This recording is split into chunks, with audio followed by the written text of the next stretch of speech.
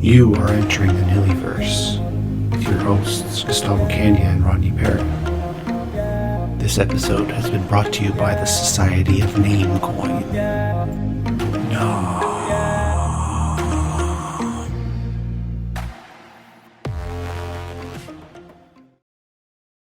So here we are.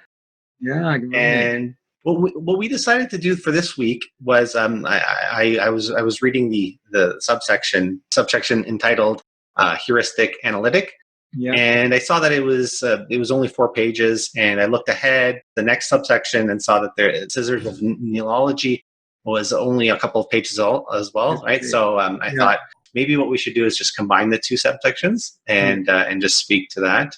Okay, And good. what did you, Rodney, see while reading these 6 pages that we had assigned to us for this past week? Well, I mean, there's so much, I find it's funny, Gustavo, because, I mean, we put out a 400 plus page book, Nihilology as a heuristic, as a tool for interpreting, solving problems and so forth. And then in these sections, we just talked about, well, what are the various ways of thinking that go into understanding? And we started out this section here talking about there's a very bold and robust sort of camp of thinkers, scientists, physicists especially, that have over the years said that in the end, the great discoveries of science, the great discoveries of physics have not been rationally brought to be. They've come to be through intuition, through insight, through intuition. And there have been some very famous people who have taken that view. Max Planck, for instance, said you have to have a very vivid imagination to come up with any new idea in science, and he called it artistically creative imagination. So he's a Nobel Prize winner, quantum theory. His area is quantum theory, but felt as though the real breakthroughs come through intuition. And this was echoed by Einstein, the famous Einstein saying there's no direct pathway to the great discoveries of science. And there's a classic book that we mentioned by Reichenbach called The Rise of Scientific Philosophy. And he said that scientific discovery always transcends logic. He's saying that a scientist cannot name the pathway that he trod going from problem to solution, that the greatest things in science have always come from intuition. And there have of course been people who say that's absolutely untrue, but not the famous ones. But we did point to a couple people. There was a fellow named Kyle Hill we pointed to. He came up with in an article called Thinking Scientifically. And he sort of poo-pooed insight. He said that insight is just vague feelings, gut reactions. You can't really trust them and so forth. And that intuitions have an awful lot to do with how you woke up in the morning, what side of the bed you got out of in the morning. So he totally devalued the notion of insight in scientific discovery. And so we tried to take a look at that, and we found, for one thing, it's not true that all great scientific discoveries come through intuition. And we pointed especially to Richard Feynman. If you read the books about Feynman, you see that he's called the great calculator. And he used to do this ruse, which I thought was great, this great showman's ruse. And he would by hand write calculation after calculation after calculation trying to solve a problem. And he's famous sitting in a strip club and doing all his calculations while he was sitting in a strip club in downtown. So anyway.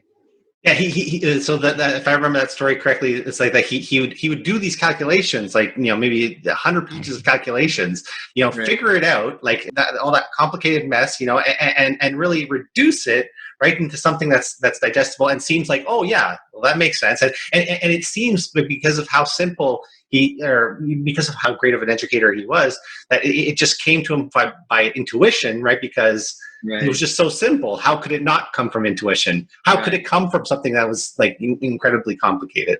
Right. Yeah.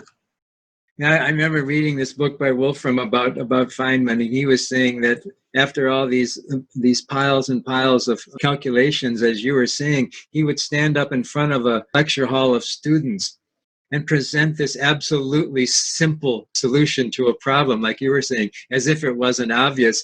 And Right. and the Wolfram reveals that Feynman never showed his students all the notes. Yeah. That he was a complete showman. Yes. And it wasn't. He made it seem as though he was this magic, intuitive person, when in fact he sat for hours on end and calculated with pen and pencil. Yeah. So, I mean, I thought that was just a really good example because on one hand he sort of did a ruse about how he did it, but on the other hand, it's a good example that, well, you know, he's famous for these Feynman diagrams that were used as heuristics for solving problems. But he's a great example of someone whose insights, his solutions to problems, came through a very rational, step-by-step mathematical process. And so I think that what we're in terms of our book, in terms of Nihilology, is to say that it's not that insight. See, this fellow Kyle Hill was talking about insights as sort of floppy gut feelings, and it is sort of dependent on your, you know, what you ate for brekkie and so forth.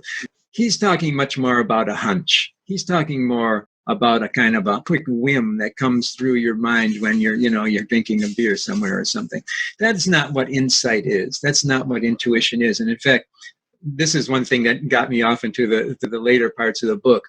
We look very closely at the history of the psychological investigations into how intuition comes to be. I think add absolutely unique five stages of insight, very closely, and very, I think, easily pointing out the specifics of how hard it is to come up with an insight. It's not about how you get out of bed in the morning, but a very specific process. And we have talked about this process. Well, we use Watson and Crick, of course, again and again because they're great examples of things. But now the study of insight started with Bernard Lonergan. He's from Canada, Jesuit priest from Canada. Right. And he was real smart about these things, and he came up with this 4-staged process of insightful breakthrough. And the first stage is long, arduous, rational investigation. That's not getting out of bed in the morning with either sourdough bread or pizza. Right. It's a long, we incorporate that into our model as well. That there's now let's talk about, let's say Watson and Crick, for instance. They got together in 1951. It took them 18 months of this rigorous investigation to come up with the double helix and so forth. So Lonergan points out very rightly that it's a long, rational investigation that leads you to the possibility of insight. And one that I really like, and we'll talk about this later in the book when we talk about Kekulé, who comes up with the notion or the fact of the benzene ring. Now, we talk about him a little bit later we talk about the meta-conceptual understanding of things and so forth. But one thing that's really interesting about Kekulé is that he, for 15 years or more, he was searching for the proper way of putting together the hydrogen and what is it, hydrocarbon? It's a carbon ring. It's a carbon 6, so 6 carbons in a ring, and then you have hydrogens attached to those carbons. Yeah, that's right. Okay, so and again, very important in the bringing about of insight is long, vigorous reflection, rational investigation that may bring you to the threshold of insight. It's not, and so, and his was one too. I can't remember what it said. 15 years or something. He had been trying to get to this benzene ring, and I mean, he's really interesting in terms of insight because the second stage of Lonergan's process of insight is that after a long period of rational investigation, then there's some sort of rest that occurs. you take your mind away from the problem. And that can happen through, Crick was famous going to the movies in the evening. It could happen through taking a walk in a natural space, looking up toward the sky. Some way Taking a bath. Taking a bath. Yeah, taking a bath. Archimedes. Yeah. The story of Archimedes.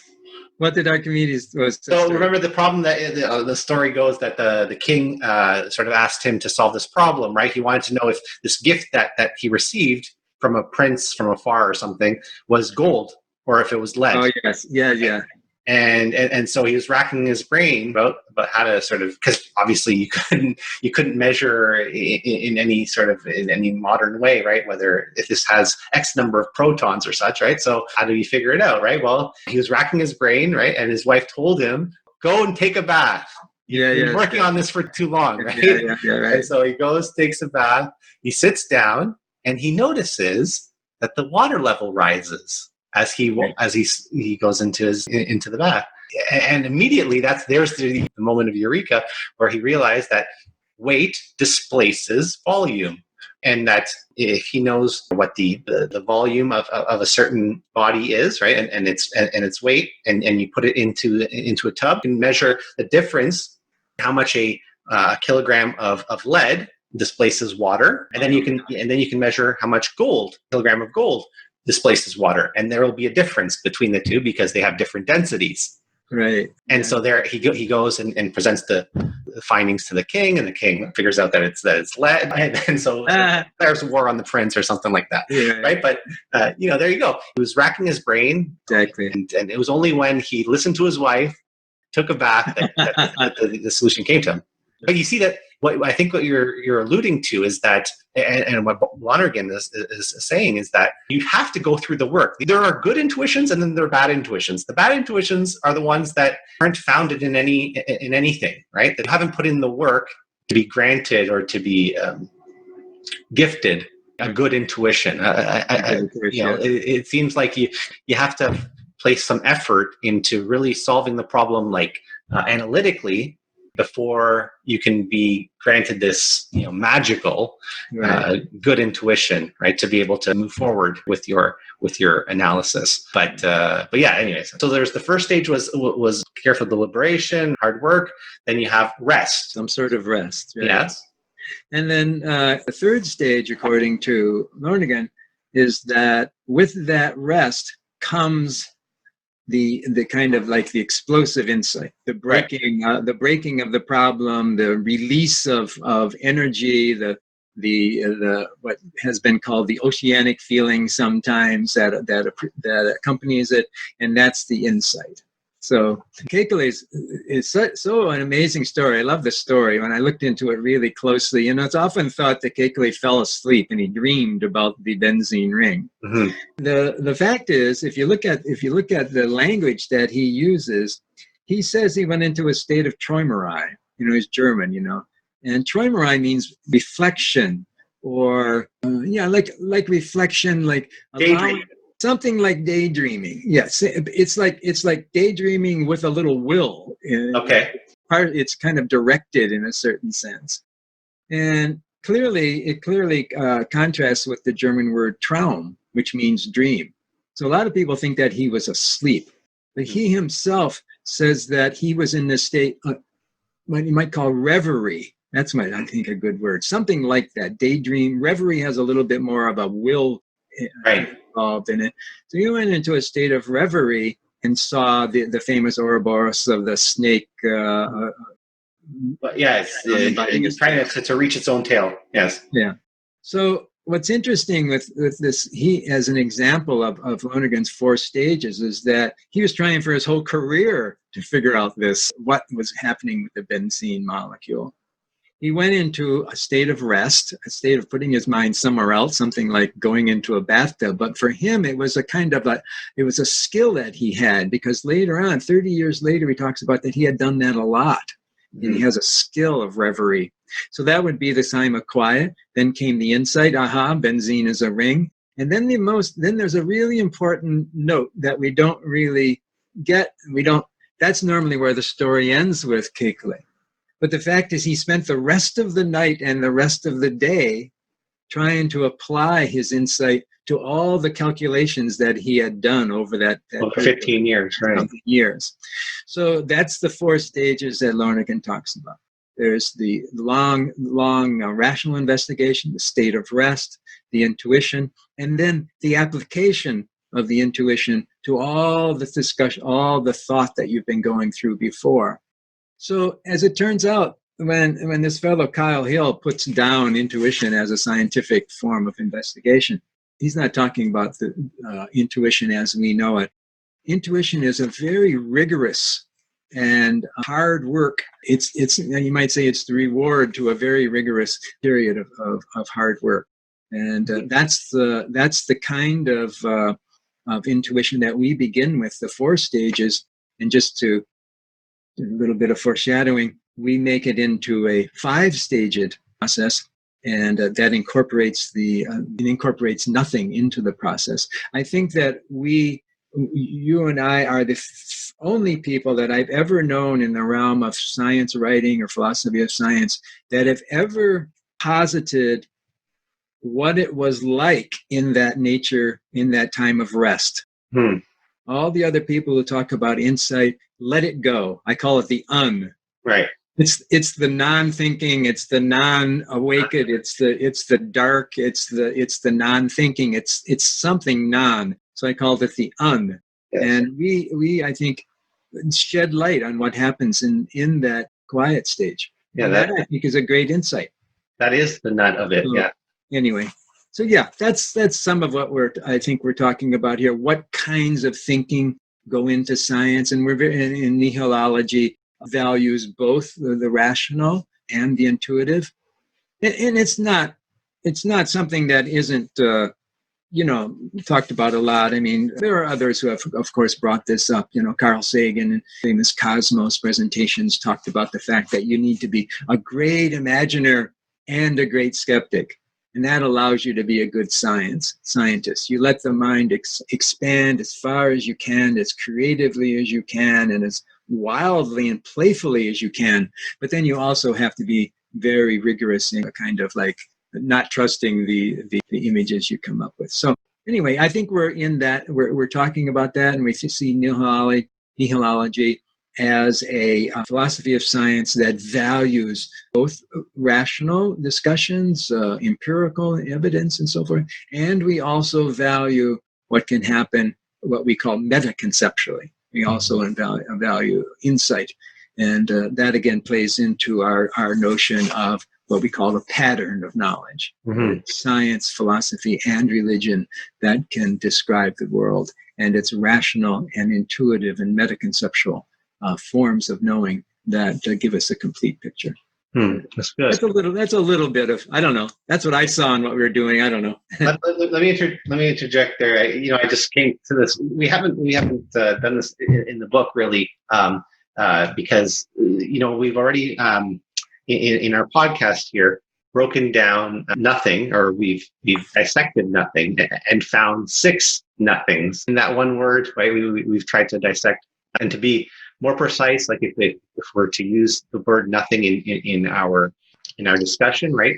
It's starting to be like what we need to do is be precise about which nothing it is that we're referring to. So we did that for nothing.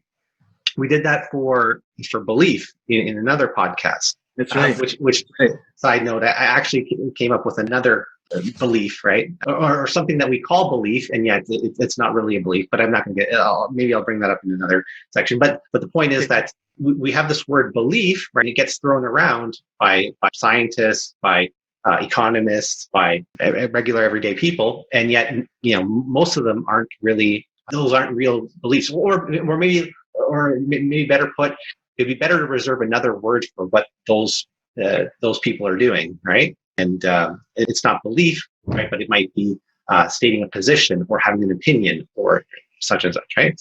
Okay. So now this just came to mind, right? So we have intuition, right? And then we say, well, maybe we should be reserving the word intuition for what it is that we just discussed, right? That which comes to us after years or a lot of a lot of hard work.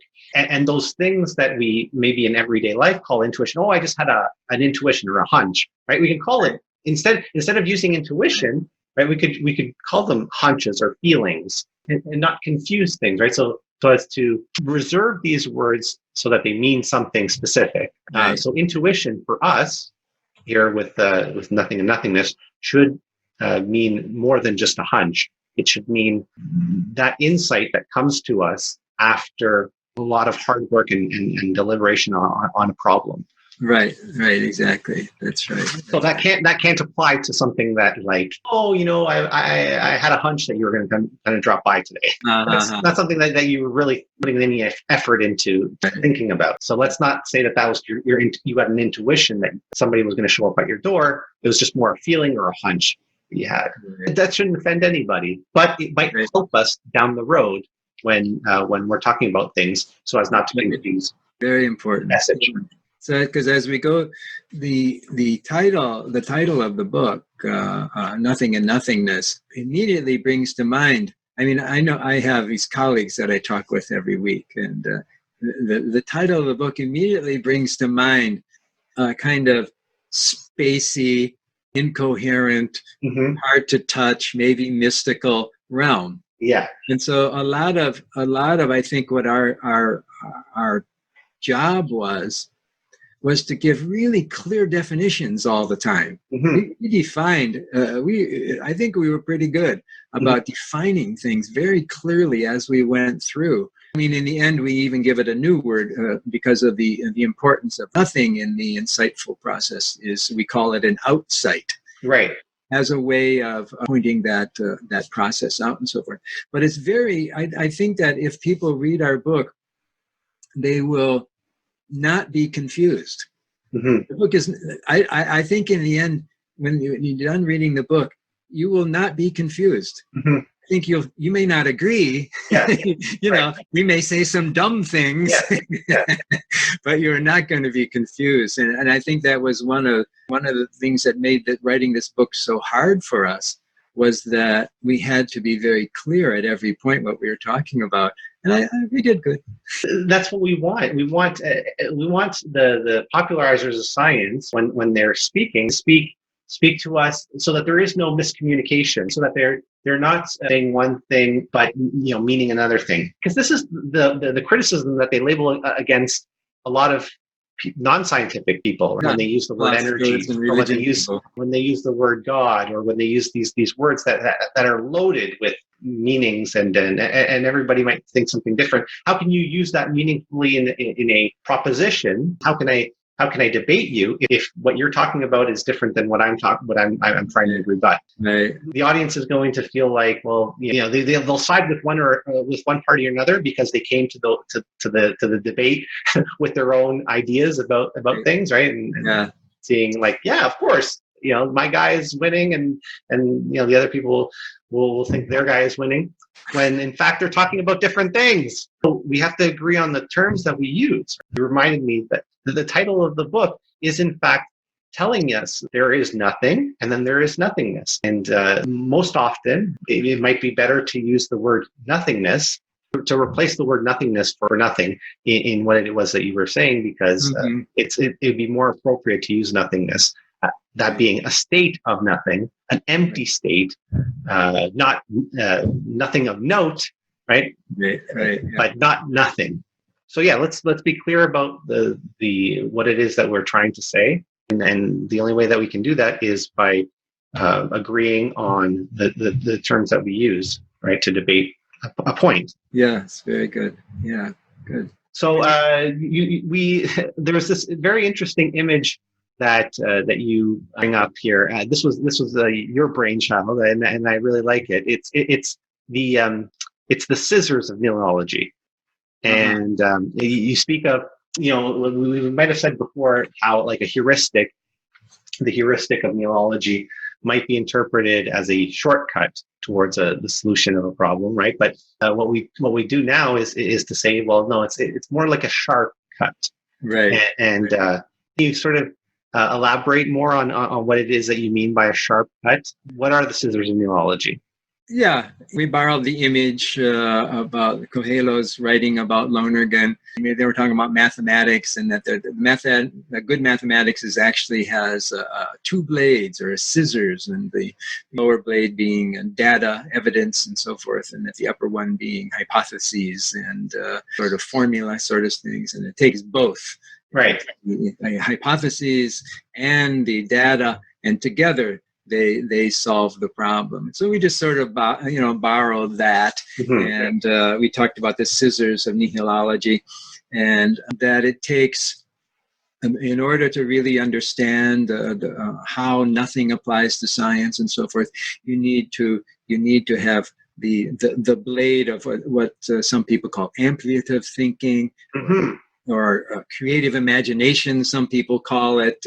That's our heuristic, and to images and to insight and that sort of thing.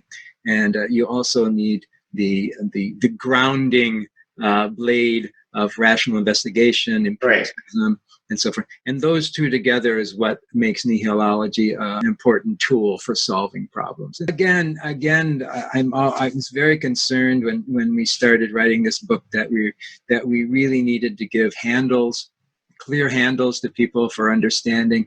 And the scissors of nihilology, I think, is a simple and very poignant, sharp, as we say, way of talking about the kinds of knowing that are needed to understand. So that was the scissors. Yeah. We like you said, we bring up Watson and Crick again in this subsection because their work was so instrumental in change. Their discovery was so instrumental in changing the way we look at life. But you have to imagine placing yourself in Watson and Crick's studio, racking their brain, trying to fix this. There was a race to there were a lot of people that were trying to figure out what kind of shape DNA took and how it actually worked. And it was an image taken by Rosalind. At Oxford. What was her name now? Yeah. Rosalind. Oh gosh, it escapes me. That's okay. You gotta imagine what that image looked like. It was a blob. If you looked at it, if 99.99999% of the people looked at it, they would say that this is nothing. This is, and here I use it tongue in cheek, not anything at all. It's just noise. Nothing significant there, yeah. It's nothing significant, nothing of note, right? It's a picture of nothing of note. But because Watson and Crick had been deliberating and thinking about DNA and put that effort into studying DNA, and they were trying to find the solution to this problem, their eyesight was like attuned to. They had a different vision. They were able to see through the fog. Form kind of jumped out at them. It's so much so that it's obvious what it is. It's a double helix. Then they went out to their toys to test it out and found, oh yes, it works. Isn't that incredible? Like there it is. Like your vision is actually changed as a result of thinking about things to a certain point, right? So much so that you see information where for most people it's just noise, and the toys go and help to confirm that vision that it in fact works. Right. Watson and Crick, because of that race, for 18 months they sat and talked with one another on a daily basis, and there's great stories of them that they were in different offices, and so the people at the university are so sick of hearing them argue that they put them off in an office by themselves. So really? Go through their debates. So they had a game they would play where one would bring up a kind of an hypothesis of what it might be, and the other one would be the devil's advocate and try to undermine the hypothesis. And so they got into all these kind of good-hearted arguments month upon month upon month, and all their colleagues couldn't stand it. Put them in the corner somewhere. Yeah, put them in a corner somewhere. But then they had the insight, and then there's that famous story about them going off to the pub and saying, we found the secret of life. Yeah, that was we found the secret of life. Yes, eureka. They're a great story. Watson and Crick, endlessly good. We might have to bring them up again sometime. Yeah, sometime. We should be done for now, but we have a new sort of section in this dialogue, and that is something I've entitled "Pop on Pop." Right, and I got the idea because I have a newborn, And Oh, look at that. we have a Dr. Seuss book, Hop on Pop. What is it that we call this section of the podcast Hop on Pop? Why? Because we're going to sort of jump on an interview that a popularizer of science might have had in the past, and interject, have our maybe rebut something that the popularizer might have said, understanding that the popularizer then can't sort of respond to our rebuttal, so respecting for that, but it might be important to do this exercise on a weekly basis, because a lot of people, like you pointed out in the past, watch these YouTube videos.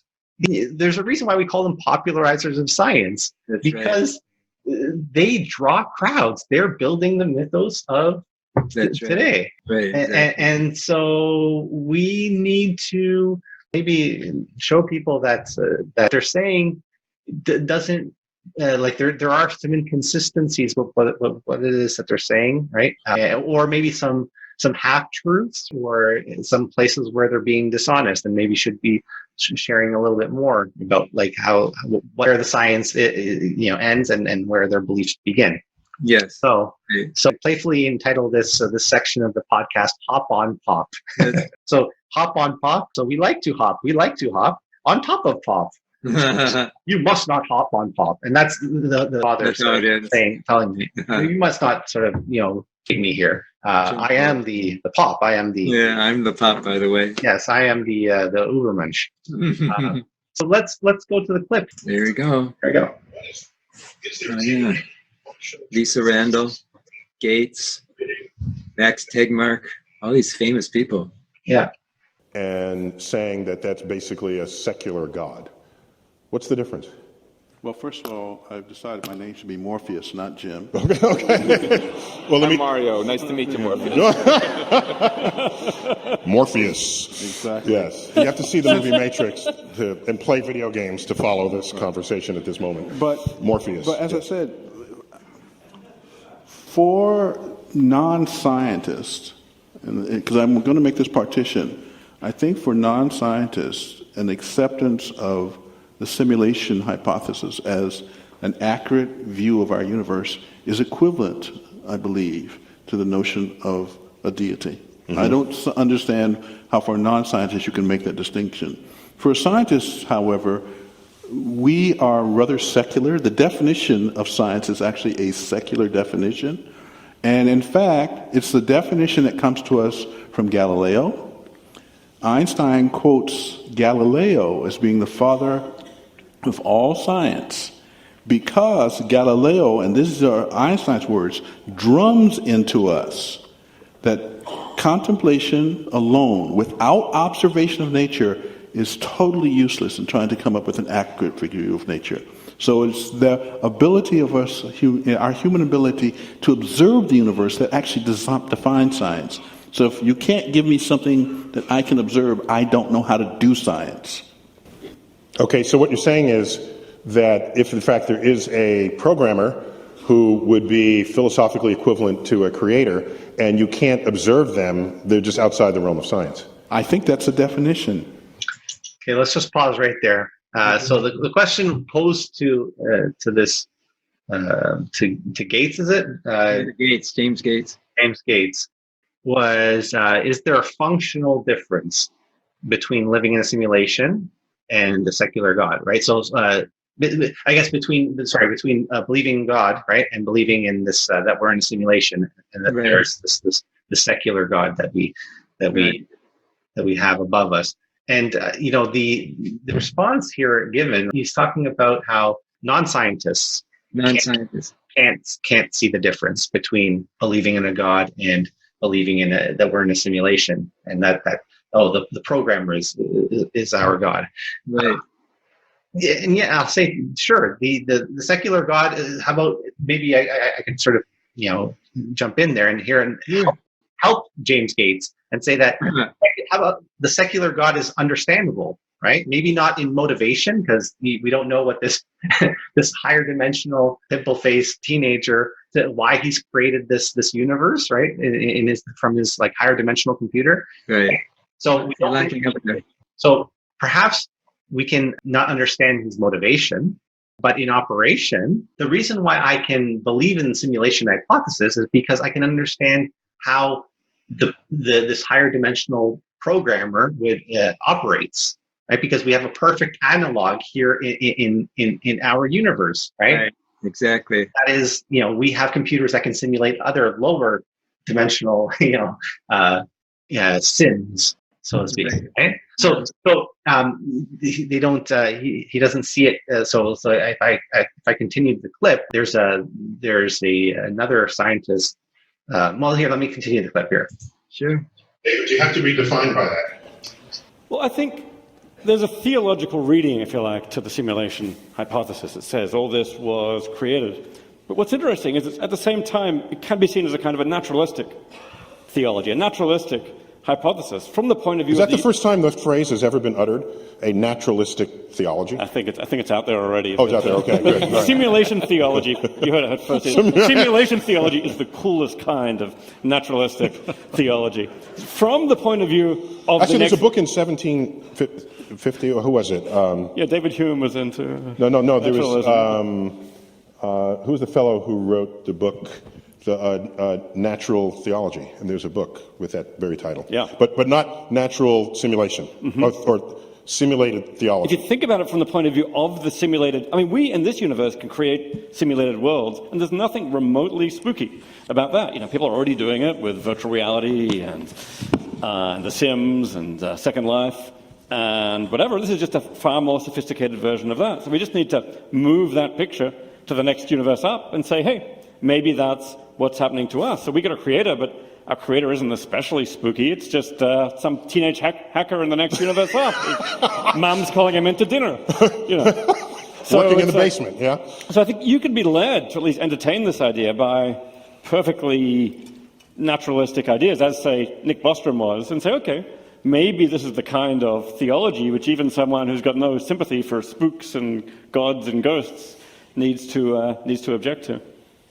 So that's an interesting point, because we don't think of ourselves as deities when we program Mario, even though we have all power over how high Mario jumps, because that's a line in the code. So, you're right, you just take it up a few notches.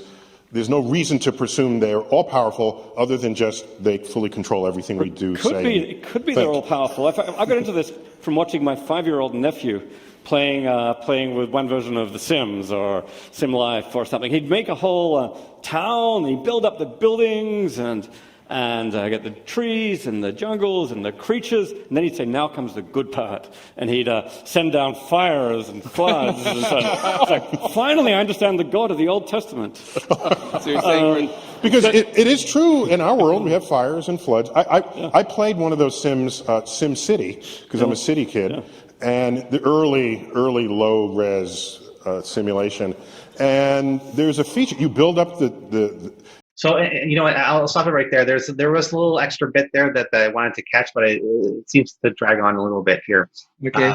But this white-haired gentleman, what's his name? Gates. No, the white-haired gentleman. Gates is. Oh, that's Chalmers. Chalmers goes on to say that there's no need to praise this, teenager in this higher dimensional, right, because there's no reason to believe that this higher dimensional being is all powerful. So that's how they can sort of not believe here, right? So this is how they can state their position, right? Their philosophical position of the simulation hypothesis, or keeping to the simulation hypothesis, that right, there could be something like this going on, because I can hold this position. I can understand how it works, maybe not why this teenage kid in the higher level universe is programming this universe to do what it does, but I can understand how it would work in operation, because we do it here on Earth. So I don't need to praise them, because it's just a pimple-faced teenage kid. Right. I found that whole debate really amazing. I remember I watched it a long time ago. I mean, first of all, you got to look at it. I think I saw down in the bottom there, the print was a little small, but I think it's been watched by 389,000 people or something. 3.8 million, sorry. Oh, 3.8 million. I couldn't see yeah. So it's many more. Yes. So, and it's 2 hours long. So Yeah. I don't know if they know a viewer watches every second. No. I think a view, like you count a view like after I think like watching 20% of the video or something like that. Well, that's not bad. I mean, It's still great. Yeah. See how important. And these people are very influential people in the world. I just thought it was interesting that there's a lot of interesting things about the simulation hypothesis. But one of the things that I found interesting in Gates saying that the basic thought is that sometime in the future, when there's the evolution of humans, that somebody's going to have the motivation to recreate their history in a simulation, and that's how he comes to be. And I mean, there's a real question as to why anybody would want to recreate their history, but he takes for granted they will. Mm-hmm. And so I just thought it was interesting about Gates is he was saying there's essentially no difference between this programmer from the future and God, and that for lay people that is a way of looking at God. Mm-hmm. That is in the same process, in the same function as the people who created the simulation. One of the odd things about the simulation hypothesis, if you read the stuff that Bostrom wrote, is that there's no way of confirming or denying the hypothesis. Oh no, of course. Which is really interesting, which is like absolutely unscientific, and so they shouldn't even be doing it. That's right. But he's come up with a variety of ways that people have tried to test the hypothesis, and he said, well, let's say now the one that I like, for instance, he was saying, what if you have pixelated vision, right? One of the ways of seeing that you're in a simulation is that if you look very closely, you can see the pixels. And somebody was saying, well, I have pixelated vision normally in my daily activity, so therefore I can see that this is a simulation. And Bostrom comes back and says, well, no, that can't be true, because if you saw it was a simulation, then the programmers would know that you saw it, and they would reprogram it so you couldn't do it. Yeah. So basically what he is saying is, this world that we're living in, I say it might be a simulation, but there's no way of denying it, and there's no way of affirming it. No. So it's not within the realm of science at all. And another thing that I thought was really interesting that I liked about it is that popularizers of science, especially with the new atheists and so forth, fight deeply to say there's no need for a God to explain our manifest world, right? But as soon as they talk about a simulation, a very famed physicist, Gates, allows for a God within that system. Mm-hmm. Why do they fight so hard in the natural manifestation to deny the fact that there's a God, and immediately say, oh yeah, there's a God in this simulation system? Well, I think is really antithetical to it. Oh, agreed. Well, I mean, look no further than Chalmers' words right here in the clip that we shared. He speaks of a naturalistic theology. Right. I like that. What's the problem with the naturalistic theology? Right. Well, it limits God to a natural world explanation. Right. And though it might be a useful line of reason, right, for those who can admit of a supernatural realm, there's no reason why beyond that practical reason, that's the truth of God. And by the truth, we mean the what and the why, the what God is and why he acts the way that he acts. But that's what they're trying to do. They're trying to, I guess, if pushed to the limit, their science seems to be complete and they're looking for the completeness. Well, it seems like Chalmers is open to developing, well, at least within himself, a naturalistic theology. He's open to that.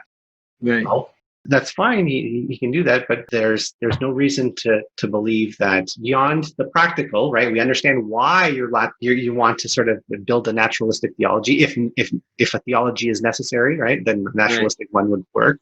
Right. You understand why you're doing it. Like you have a certain toolbox, right? You have a certain number of tools at your disposal, and to describe the supernatural realm, you look in your box and you have nothing. That's right.